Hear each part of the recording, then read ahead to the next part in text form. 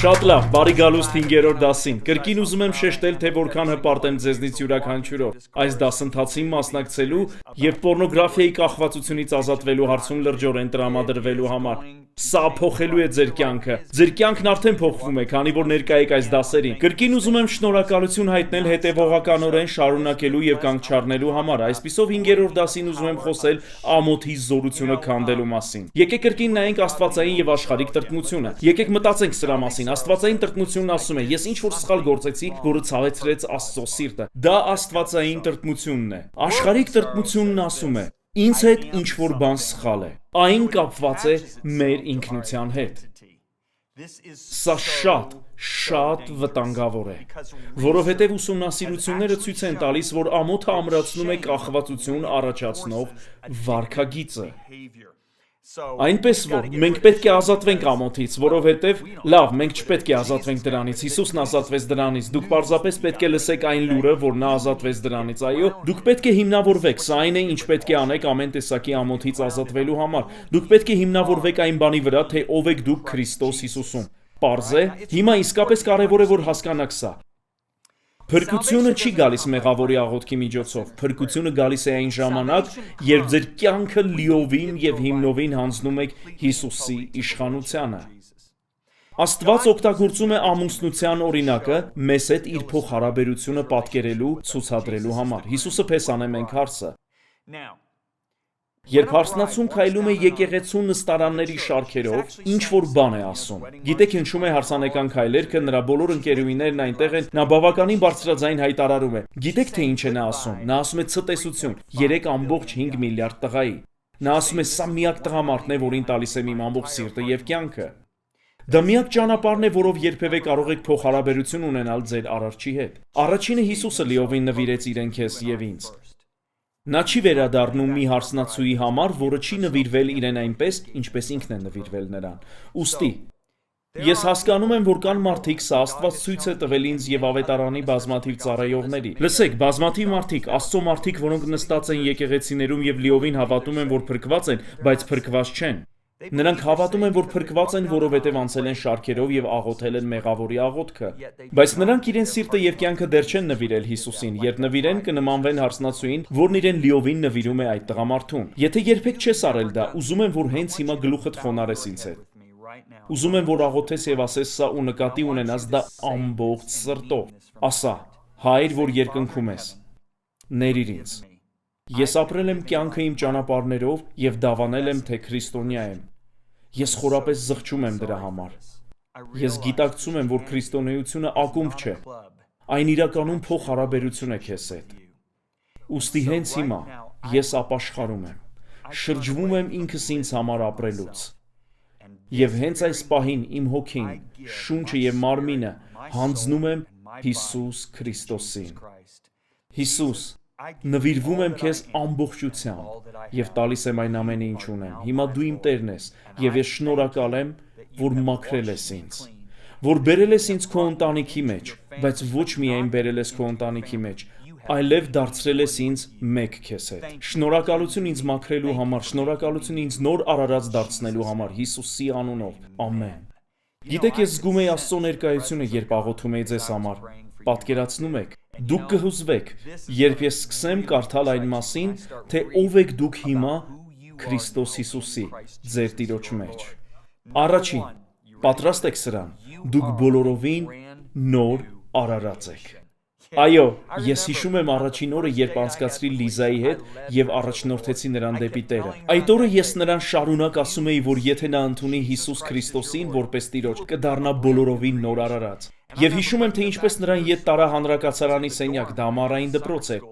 Եվ նա մտավ իր սենյակ ու ամբողջ գիշեր փորձեց գտնել Պողոսի գիրքը։ Նա փնտրում էր Պողոսի գիրքը։ Վերջապես նա ասաց. Աստված, դու պետք է ցույց տաս, թե որտեղ է Պողոսի գիրքը։ Եվ նա այսպես բացեց իր Աստվածաշունչը, ու նրա առջև բացվեց Կորինթացիների 2-րդ խտի 5-րդ գլխի 17-րդ խոսքը։ Ուրեմն, եթե մեկը Քրիստոսում է, նոր արարած է։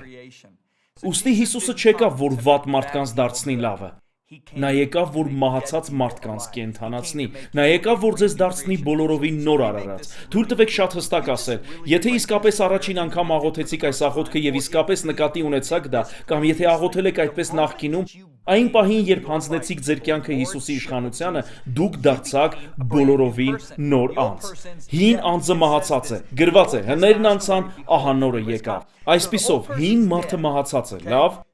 ձեր հոգին, որը հակառակ էր Աստծուն, որը մահացած էր, այլ խոսքերով լույսի մեջ չէր, այդ անձը չկա, որովհետև ձեր իրական անձը ձեր հոգին է, եւ կա բոլորովին նոր անձ, որ ծնվել է ձեր ներսում, եւ այդ անձը ստեղծվել է Հիսուս Քրիստոսի ճշգրիտ պատկերով եւ նմանությամբ։ Ուստի, դուք պետք է հասկանաք, դուք նոր արարած եք, հներն անցան,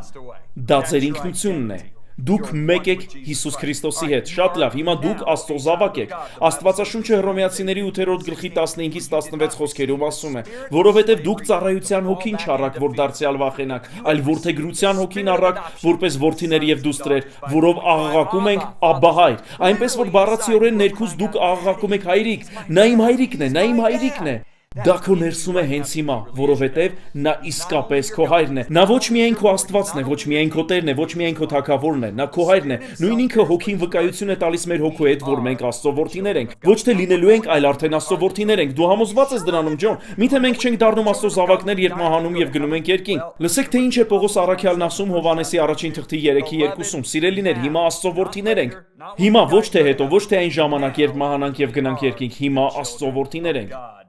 Դուք ներված եք։ Օ, ես սիրում եմ սա։ Դուք ներվել եք, դուք գիտակցում եք դա, ներված։ Իրականում ներված, ոչ թե այնպես, ինչպես երբեմն մարդիկ են ներում։ Լավ, ես կներեմ քեզ, եթե փոխես քո վարքագիծը։ Դու ներվել ես, վերջակետ։ Որովհետև նա ընտրեց ներել քեզ, նա այնքան հարուստ է, սա Եփեսացիների 1:7 խոսքն է, նա այնքան հարուստ է բարությամբ եւ շնորհքով, որ գնեց մեր ազատությունը իր որդու արյունով եւ ներեց մեր մեղքերը։ Դու ներված ես։ Այնպես որ այդ ամոթը չի կարող մնալ։ Դու ազատ ես դատապարտությունից։ Հռոմեացիների 8-րդ գլխի 1 խոսքում ասվում է. Ուրեմն, հիմա գործը փակված է։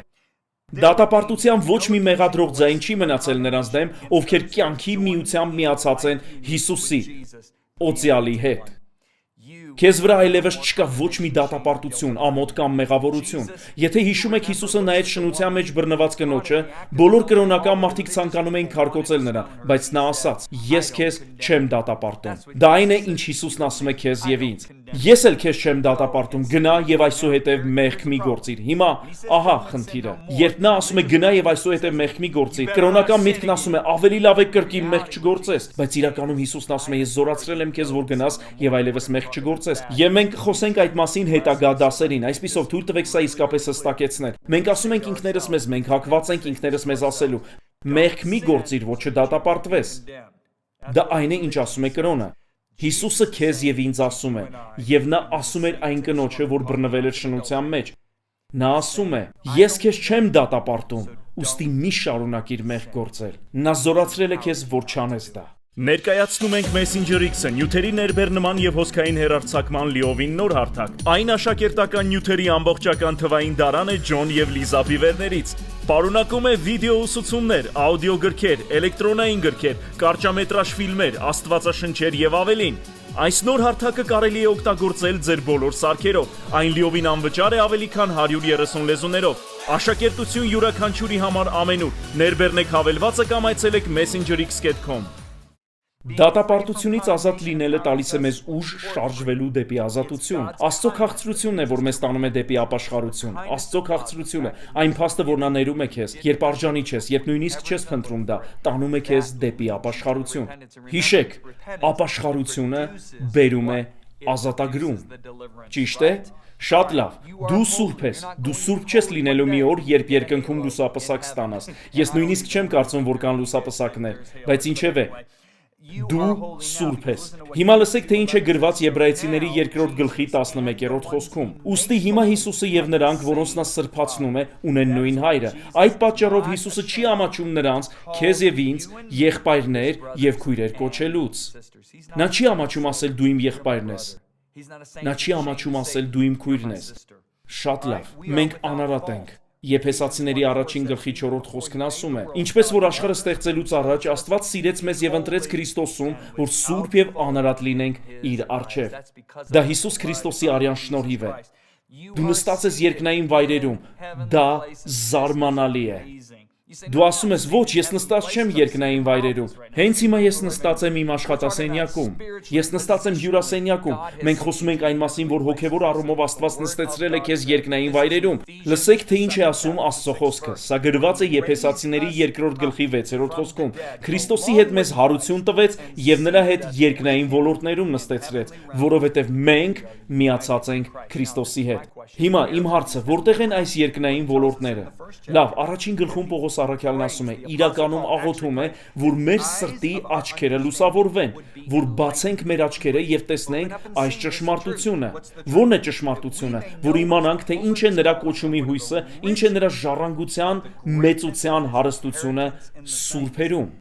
Այժմ լսեք սա։ Եվ ինչ է նրա զորության գերազանց մեծությունը մեզանում, որ հավատացինք։ Ուշադրություն դարձրեք, մենք պետք է հավատանք սրան։ Նրա կարող զորության գործողության համաձայն, որ Քրիստոսում գործադրեց, նրա մեռների միջից հարություն տալով, հիմա լսեք սա, եւ իր աջ կողմը նստեցնելով երկնավորներում։ Այսպիսով հիշեք, մենք հարություն ենք առել Քրիստոսի հետ եւ նստած ենք Քրիստոսի հետ երկնային վայրերում։ Որտեղ են այդ երկնային վայրերը։ Շատ վեր, լսեցիք այդ բառը, շատ վեր, ոչ թե մի փոքր վերև, շատ վերև ամեն իշխանությունից եւ պետությունից եւ զորությունից եւ տերությունից եւ ամեն անունից, որ անվանվում է, այսպիսով պորնոգրաֆիան անուն է, սատանան ունի անուններ, դու նստած ես շատ վերևում, ոչ թե մի փոքր վերևում, շատ վեր ամեն իշխանությունից եւ պետությունից եւ զորությունից եւ տերությունից եւ ամեն անունից, որ անվանվում է, ոչ միայն այս աշխարհում, այլև այն հանդերձյալում։ Եվ ամեն բան հնազանդեցրեց նրա ոտքերի տակ։ Բոլորն ասեն ոտքեր, ասեք ինձ հետ, ոտքեր, հիմա լսեք։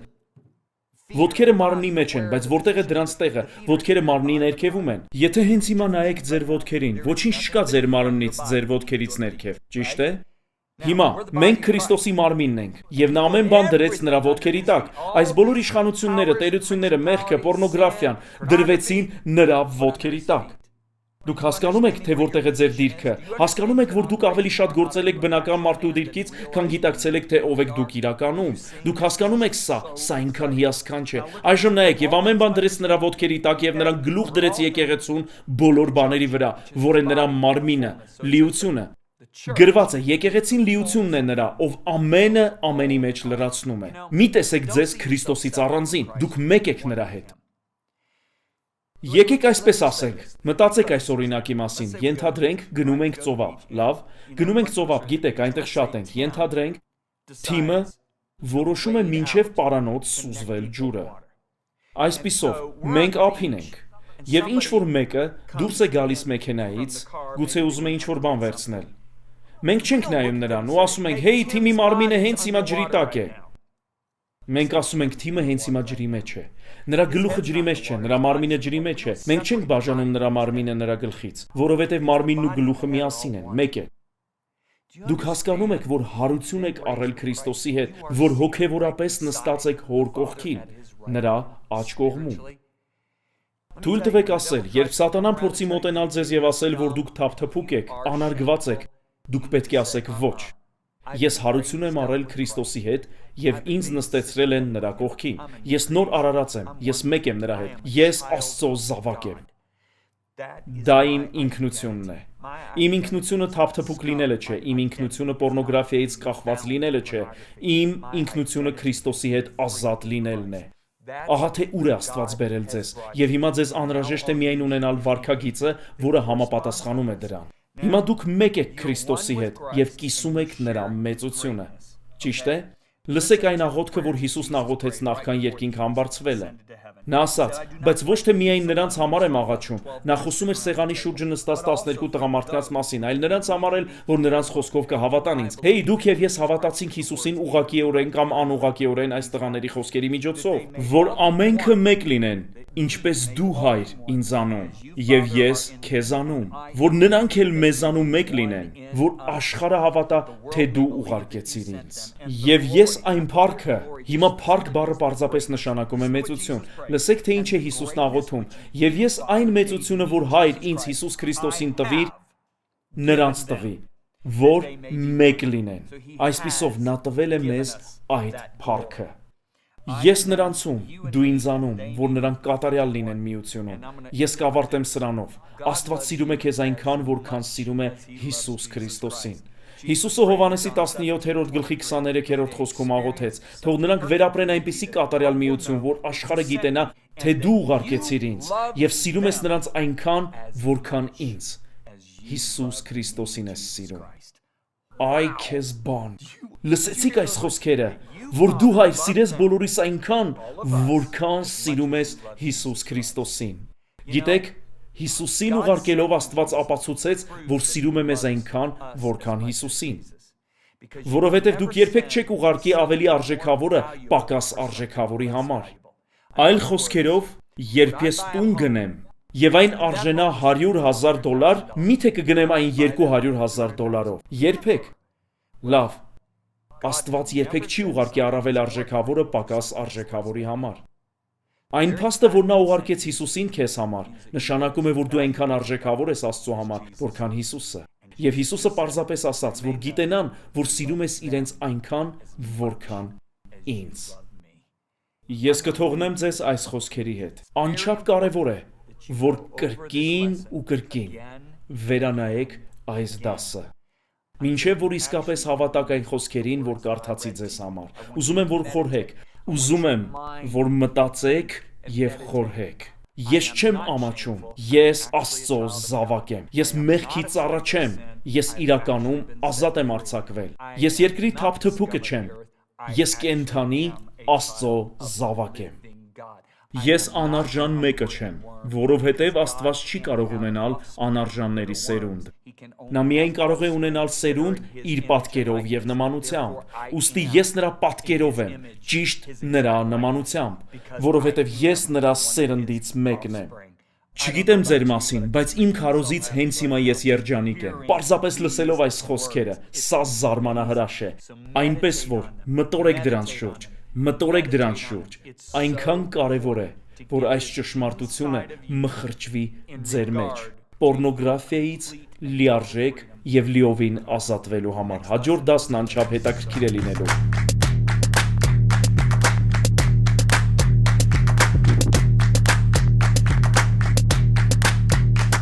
Ներկայացնում ենք Messenger X-ը, նյութերի ներբեռնման եւ հոսքային հեռարձակման լիովին նոր հարթակ։ Այն աշակերտական նյութերի ամբողջական թվային դարան է Ջոն եւ Լիզա Բիվերներից։ Պարունակում է վիդեո ուսուցումներ, աուդիո գրքեր, էլեկտրոնային գրքեր, կարճամետրաժ ֆիլմեր, աստվածաշնչեր եւ ավելին։ Այս նոր հարթակը կարելի է օգտագործել ձեր բոլոր սարքերով։ Այն լիովին անվճար է ավելի քան 130 լեզուներով։ Աշակերտություն յուրաքանչյուրի համար ամենուր։ Ներբեռնեք հավելվածը կամ այցելեք messengerx.com